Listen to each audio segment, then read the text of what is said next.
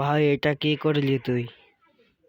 গোলাপ ফুলের কাটা আমার বন্ধু কালো পাঠা, চোখের ইশারা বোঝে না, মনটা যে ব্যাকুল খুঁজে পাই না।